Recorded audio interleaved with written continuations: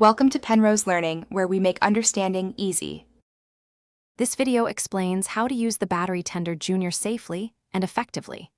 The unit is a 12V0, 75A automatic maintainer for lead-acid, AGM, and gel batteries.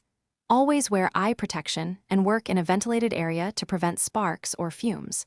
Remove metal jewelry before handling clamps to avoid short circuits and burns. If vehicle battery is installed, ground the black negative clamp to chassis instead of the negative terminal when needed.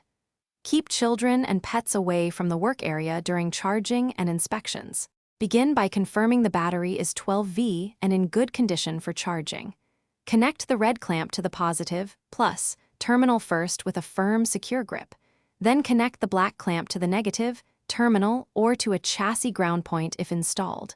Plug the tender into a grounded AC outlet and observe the LEDs for power and charging states. At 0, 75A, a 12Ah battery will need roughly 16 hours from low state to full charge. When the LED turns green, the unit enters automatic float maintenance mode.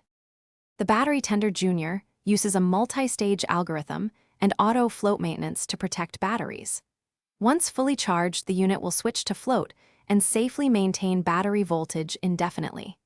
If LEDs indicate an error state, unplug and check for reverse polarity or damaged battery posts before reconnecting. For winter storage, leave the tender connected to prevent self-discharge and preserve battery life. If the battery will not accept charge after troubleshooting, consider replacement if capacity falls below required amp-hour specifications.